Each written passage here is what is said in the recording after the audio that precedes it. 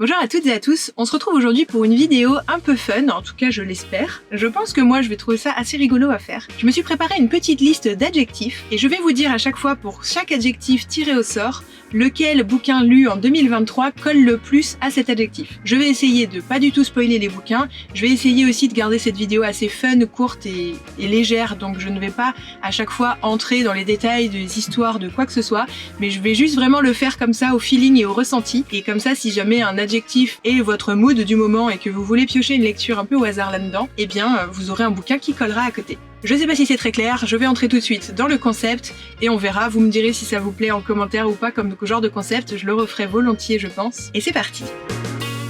Alors on va commencer par un simple. Quel est le bouquin le plus fun que tu aies lu en 2023? Alors là, sans aucune hésitation, je vais dire un bouquin des Annales du Disque Monde de Terry Pratchett, et plus précisément Les Zinzins d'Olive Wed. Alors comme vous le savez peut-être ou pas, en 2023-2024, j'ai participé à un challenge lecture où j'ai demandé à plein de proches de me conseiller des bouquins et je lis les bouquins qu'on m'a conseillés. Donc la plupart des bouquins que je vais citer dans cette vidéo auront fait partie de ce défi et notamment aussi celui-là. Mais je connaissais déjà Terry Pratchett comme auteur parce que j'en ai lu pas mal à la fac, conseillé toujours par des amis aussi. Et vraiment, globalement, là, c'est Les Zinzins d'Olive Wed que j'ai lu et je me suis fendu la poire tout du long du bouquin. Mais globalement, tous les bouquins de cet auteur, je les kiffe. Ça me fait beaucoup trop mourir de rire. Alors, c'est de l'humour absurde, c'est des bouquins de fantasy, donc il faut aimer ça. Mais moi, j'adore les bouquins de fantasy, c'est vraiment mon style de prédilection. Et l'humour absurde, vraiment, ça marche à tous les coups sur moi ou presque. Donc, le combo des deux, c'est vraiment quelque chose que j'adore. Et puis Terry Pratchett, c'est quand même un peu un as et je suis ravie de commencer cette vidéo en parlant de cet auteur. Donc ça, c'est sans aucun doute le bouquin qui m'a le plus fait mourir de rire en 2023. Ensuite, on va complètement changer de registre. Quel a été le bouquin le plus gore que j'ai lu en 2023? Alors, ce n'est pas un roman, c'est une bande dessinée, enfin c'est un roman graphique, voilà, c'est un peu entre les deux. Il y a du texte et de la BD mélangés au sein du roman, qui m'a aussi été conseillé par une amie. Mais du coup, c'est un roman graphique de Hubert Gatignolles et c'est Les Ogres-Dieux avec la série sur Petit. Et là, c'est sans aucun doute la lecture la plus gore que j'ai lue. Ça parle de spécisme. Et c'est dans un monde, du coup, fantasy aussi, bien évidemment, où les ogres existent et exploitent les petits humains que nous sommes. Et c'est gore, en fait. Que ce soit dans les dessins, ou que ce soit dans l'histoire, ou dans les concepts, ou même dans la psychologie des personnages et tout est malaisant, tout est Donc encore une fois, je suis quelqu'un de sensible, donc ce n'est que mon avis et mon ressenti sur tout ça. Mais clairement, c'est quand même quelque chose. Après, j'ai beaucoup aimé, c'est encore une fois une lecture très originale que j'aurais jamais lue sans le défi, et que j'ai trouvé très cool. Honnêtement, il y a plein de sujets qui sont soulevés, qui sont passionnants, comme vous le savez peut-être ou pas. Moi, le spécisme et tout, c'est vraiment des sujets que j'adore. La psychologie aussi, notamment la psychologie autour du rejet, des liens familiaux et tout, on est dedans. Mais c'est le truc le plus hard et le plus gore que j'ai lu de 2023, sans aucun doute. Ensuite, on va complètement contrebalancer tout de suite avec l'adjectif doux. Quel est le bouquin le plus doux, le plus chouchou, le plus doudou que j'ai lu en 2023? Alors là, ça va être un peu dur. Alors, je regarde ma liste de lecture 2023 pour être sûr de ne pas avoir oublié une lecture et me dire après le tournage « Ah mais non, mais c'était ça en fait, j'aurais trop dû dire ça ». Honnêtement, j'en ai lu pas mal des bouquins doudou l'année dernière, je trouve, parce qu'il y a La voleuse de livres notamment de Marcus Zusak, mais ça traite quand même de sujets un peu trop dur pour que ce soit peut-être le plus doudou. Oh bah si, je sais. Non, j'hésite. J'hésite entre deux. Je pense que je vais tricher et en citer deux parce qu'ils sont tous les deux extrêmement différents. Mais j'ai lu notamment le livre pour enfants, L'ours qui aimait les histoires, de Dennis Heiseley.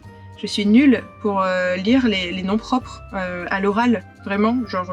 Ne comptez pas sur moi pour prononcer correctement tout ça. C'est donc un livre pour enfants que j'ai trouvé nostalgique, poétique et extrêmement doudou, que ce soit dans l'histoire, mais aussi dans les dessins et le style. Bon, c'est pas parce que c'est un livre pour enfants que je l'ai trouvé particulièrement doudou, mais vraiment celui-là, très mignon, très touchant. Donc si vous avez des enfants en bas âge, écoutez, lisez-leur, je l'ai trouvé très très cool. Et sinon, dans un autre registre, plus pour ados, adultes ou quoi, en tout cas pas un livre spécialement pour enfants, j'ai lu le roman graphique Le Jardin. Je l'ai dévoré d'une traite, les dessins sont extraordinaires, l'histoire est tellement douce et poétique, les personnages, on a envie de leur faire des câlins toutes les 2 pages. Donc c'est un roman graphique qui est clairement queer friendly et je l'ai trouvé trop doudou, trop bien, trop pipou. Voilà, je ne vais pas m'étendre plus sur le sujet, j'ai dit que je resterai brève à chaque fois sur chaque adjectif et bouquin qui va avec, mais vraiment, lisez-le. Ensuite, tant qu'on est dans les lectures un petit peu engagées, quel est le bouquin le plus féministe que j'ai lu en 2023 ? Et là, honnêtement, j'ai eu plusieurs lectures qui pouvaient coller, mais je dirais... Parce qu'il y a le bouquin j'ai lu le bouquin Circé, très connu de Madeleine Miller, et clairement, il est très très cool, je l'ai beaucoup aimé. Encore une fois, j'ai eu un peu de mal à entrer dedans. Ça m'arrive souvent avec les bouquins en fait. J'ai eu un petit peu de mal à entrer dedans, mais après, je l'ai dévoré et je l'ai trouvé très très cool. Mais j'aurais tendance à dire que peut-être que le bouquin le plus féministe, mais de façon hyper détournée en plus, que j'ai pu lire, c'était La justice de l'ancillaire de Anne Leckie, conseillé par un pote mec d'ailleurs. C'est un bouquin de SF trop bizarre. Il est dur à décrire. Bon, clairement, c'est de la SF. Il faut s'accrocher parce qu'il n'est pas toujours évident à lire. Au début, on comprend rien à l'univers, on comprend rien à ce qui se passe. Et en fait, ce qui est extrêmement original dans ce bouquin, c'est que tout est écrit au féminin. Et donc on ne sait pas en fait les personnages si c'est... On connaît pas le genre des personnages en fait, c'est elle tout le temps.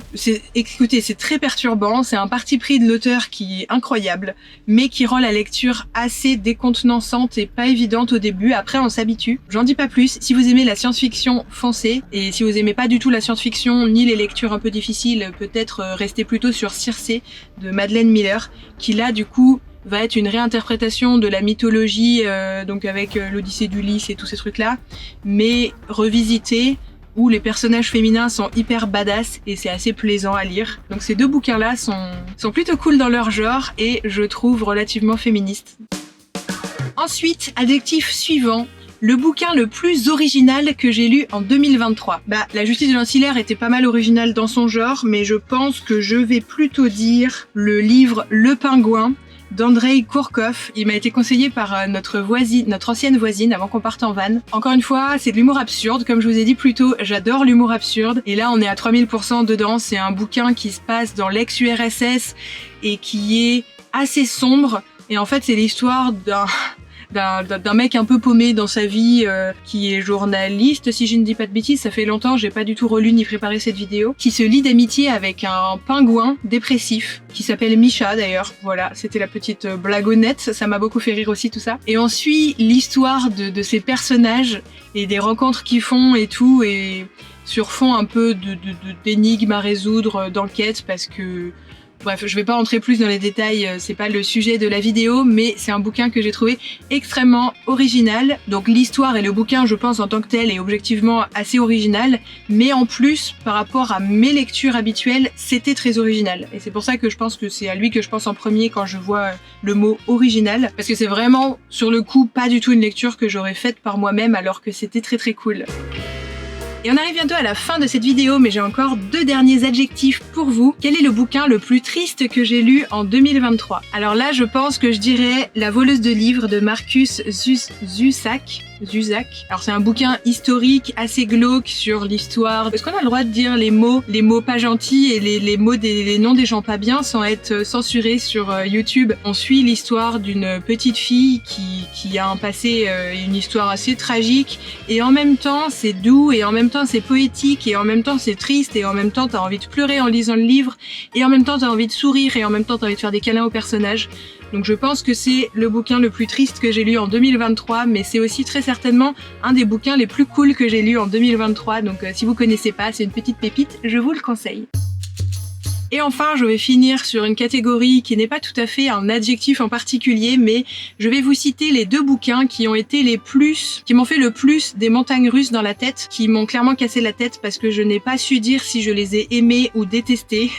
Les bouquins les plus trigger pour moi, avec les termes abordés ou ce genre de choses, il y en a 2. Il y a d'abord le bouquin de science-fiction assez connu, qui s'appelle Ravage de René Barjavel, qui m'a complètement trigger parce que c'est un roman qui a été écrit il y a un certain paquet d'années où le féminisme et tout ça n'était pas ce que c'est aujourd'hui, quand bien même il reste beaucoup de chemin à faire. C'était pire à l'époque, je pense. Et là en fait ça m'a vraiment trigger parce que donc c'est un bouquin d'anticipation de fin du monde où on voit comment les gens vont faire et se reconstruire après une catastrophe mondiale. Donc le plot est très intéressant, l'intrigue est très intéressante, mais Le héros principal, comment dire, pour ne pas être censuré sur YouTube, mais j'avais envie de le claquer en fait, toutes les 2 minutes. C'était pas possible, beaucoup trop patriarcal, beaucoup trop condescendant, beaucoup trop moi je suis l'homme et je sais et toi tu es la femme et tu vas me suivre et et donc j'ai passé tout le bouquin à être en mode c'est hyper intéressant, je veux la suite et mais non je peux pas te supporter, j'ai envie de fermer le livre alors que tu es le héros et que tu es montré comme quelqu'un d'héroïque alors que non y a rien qui va là. C'était un bouquin très trigger pour moi, très mais en même temps qui restait intéressant donc je suis allée jusqu'au bout de ma lecture. Heureusement c'était pas très long, ça s'est lu assez vite. Et je me suis forcée de me rappeler tout du long aussi que c'était une autre époque, et je pense que ça ne choquerait pas forcément tout le monde non plus autant que moi ça m'a trigger. C'est une lecture qui m'a assez chafouinée. Et la deuxième, c'est un bouquin de Sarah J. Maas, qui est de la romantasy, donc de la romance fantasy, qui est un bouquin extrêmement connu, qui a fait le buzz sur Booktube et tout ça, et qui a beaucoup été aimé, donc me tapez pas si vous avez adoré ce bouquin, mais moi, ça a été très compliqué mon histoire avec ce bouquin.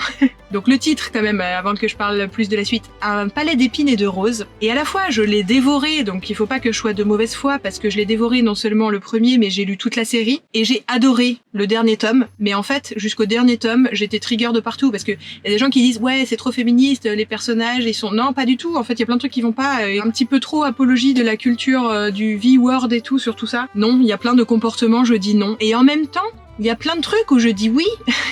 Et du coup, tout du long du bouquin, et encore pire, tout du long de la série, j'ai pas arrêté de faire le yo-yo dans ma tête en mode allez, c'est divertissant, ça se lit bien, ça se lit facilement, j'ai envie de savoir où ça va. Et en même temps, je suis hyper énervée, pourquoi l'autrice, elle a fait ça? Et en même temps, après, je suis en mode mais ça, c'est trop bien par contre. Et ça, oui, sur le coup, c'est féministe. Et là, on est bien, il faut montrer ça aux jeunes. Aux jeunes, on dirait, oh là là, je suis trop une vieille. Non, mais c'est les lectures qui sont très lues par des adultes, mais aussi par des ados. Et donc, à la fois, j'étais en mode avec mes valeurs, je ne suis pas du tout d'accord avec ce qui est en train de se passer là. Et en même temps, plus loin, j'étais en mode ça par contre c'est trop bien de le montrer et ça c'est cool et là c'est un plot twist intéressant et en même temps ça ouais mais quand même non c'est pas ouf et ça ouais ça c'est pas mal et ça non pas du tout. En gros tout du long jusqu'au dernier tome où là par contre le dernier tome il traite un peu de la dépression et tout, il est moins manichéen et les personnages sont moins cliché et j'ai trouvé le dernier tome de cette série vraiment très cool sur le coup, alors que j'ai beaucoup critiqué les premiers tomes, donc je regrette pas de m'être accrochée et d'avoir tout lu, et je comprends tout à fait ce qui fait que ce bouquin a beaucoup été apprécié par plein de personnes, mais voilà, pour être honnête, moi j'ai vraiment fait le yo-yo tout du long de mes lectures, et vraiment des fois j'étais en train de pester toute seule sur mon bouquin et Chris me demandait ce qu'il y avait et j'étais en mode non mais c'est parce que voilà.